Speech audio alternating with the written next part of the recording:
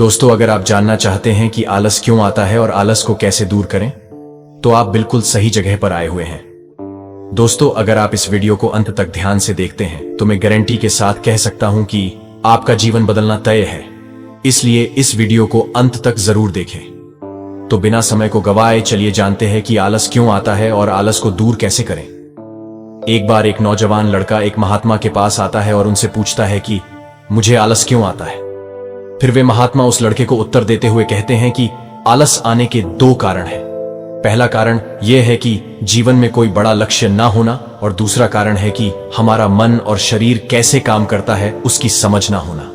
जिसके जीवन में कोई बड़ा लक्ष्य नहीं है, उसके जीवन से तो आलस जा ही नहीं सकता।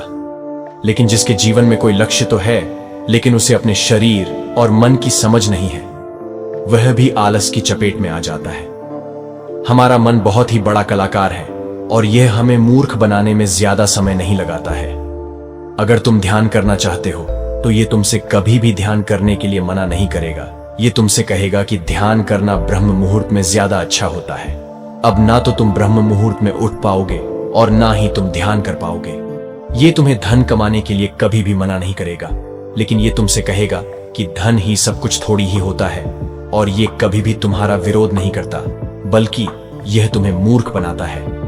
और कमाल की बात यह है कि तुम मूर्ख बनते हो। फिर वह लड़का उन महात्मा से पूछता है कि तो फिर इसका समाधान क्या है महात्मन। फिर वे महात्मा जी कहते हैं कि जो ये तुम्हारे साथ कर रहा है वही तुम इसके मन साथ करो। यानी कि तुम्हारा मन तुम्हें मूर्ख बना रहा है तो तुम उसे मूर्ख बनाओ। जब तुम्हारा मन तुम्हें कहेगा कि कुछ देर सो जाता हूं, उसके बाद काम करूंगा, तो तुम उसे कहो कि कुछ देर क्यों, ज्यादा देर सोऊंगा, लेकिन उससे पहले काम पूरा करूंगा।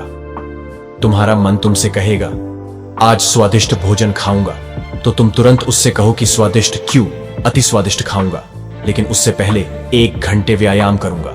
फिर वह व्यक्ति उस महात्मा से पूछता है कि लेकिन कब तक मैं अपने मन को मूर्ख बनाऊं। फिर वे महात्मा जी उससे कहते हैं कि जब तक तुम अपने आलस से मुक्त रहना चाहते हो, तब तक तुम्हें अपने मन को मूर्ख बनाते रहना है। फिर वह व्यक्ति पूछता है कि कभी कभी तो ऐसा होता है कि मुझे अफसोस होता है कि मैं अपने जीवन में कुछ कर नहीं पा रहा हूं, क्योंकि मेरे भीतर से ही कुछ करने का मन ही नहीं करता। फिर ऐसी स्थिति में मैं क्या करूं।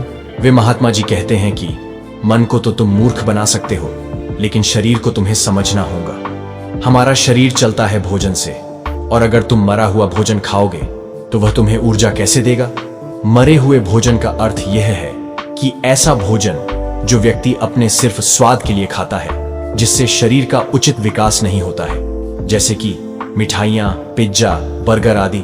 इसीलिए भोजन ऐसा करो जो तुम्हारे भीतर ऊर्जा पैदा करे, ना कि आलस, जैसे कि फल और घर का सादा भोजन आदि। फिर वह लड़का महात्मा से पूछता है कि महात्मन में शुरुआत कैसे करूं।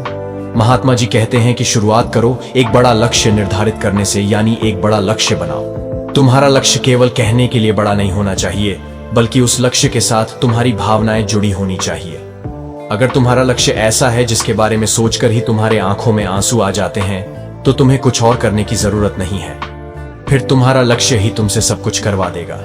और अगर लक्ष्य इतना बड़ा नहीं है या फिर तुम्हारी भावनाओं के साथ जुड़ा हुआ नहीं है, तो फिर अपने लक्ष्य को खोजना ही अपना लक्ष्य बना लो। जिस प्रकार भगवान गौतम बुद्ध ने बनाया था, उन्हें पहले अपना लक्ष्य थोड़ी ही पता था कि वहां मिल जाएगी मंजिल।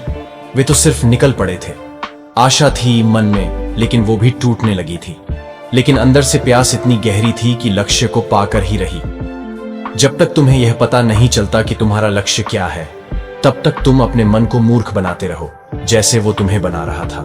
कोई भी व्यक्ति शराबी बनना नहीं चाहता है, लेकिन उसका मन उसे मूर्ख बनाकर उसे एक शराबी बना देता है। कोई भी व्यक्ति चोर बनना नहीं चाहता है, लेकिन यह मन उसे बार बार मूर्ख बनाकर उसे एक चोर बना देता है।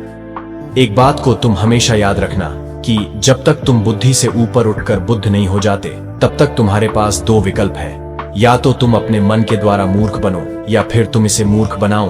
बीच का कोई रास्ता नहीं है। अगर तुमने अपने मन को मूर्ख बनाना बंद कर दिया, तो यह मन तुम्हें मूर्ख बनाना शुरू कर देगा। फिर वह नौजवान लड़का कहता है कि यह तो आसान है, मन को मूर्ख बनाया जा सकता है। वे महात्मा मुस्कुराते हैं और कहते हैं कि यह आसान भी तुम्हारे मन को ही लग रहा है। ये मन कब और कैसी चाल चलेगा, उसके लिए तुम्हें जागरूक रहना पड़ेगा। अपनी जागरूकता को बढ़ाओ और जागरूक व्यक्तियों के साथ रहो, या फिर अपने खुद के साथ समय बिताओ। अगर तुम आलसी व्यक्तियों के साथ रहोगे तो तुम भी आलसी होंगे, और अगर तुम ऊर्जावान लोगों के साथ रहोगे तो तुम भी ऊर्जावान बनोगे। फिर वह लड़का महात्मा जी से कहता है कि मुझे अपने मन को मूर्ख बनाना अभी और इसी वक्त से शुरू कर देना चाहिए। महात्मा कहते हैं कि हाँ, सही कहा तुमने, सही समय की प्रतीक्षा करना भी इसी मन की एक चाल है, इसीलिए अभी और इसी वक्त से काम पर लग जाओ। दोस्तों, जो लोग अभी इस वीडियो को देख रहे हैं, क्या आप भी सही समय का इंतजार कर रहे हैं, या फिर इसी समय को सही बनाने की ठान चुके हैं? ये हमें नीचे कमेंट बॉक्स में कमेंट करके हमें जरूर बताएं। दोस्तों, आज का ये वीडियो आपको कैसा लगा और इस वीडियो से आपको क्या सीखने को मिला, ये हमें नीचे कमेंट करके जरूर बताएं। साथ ही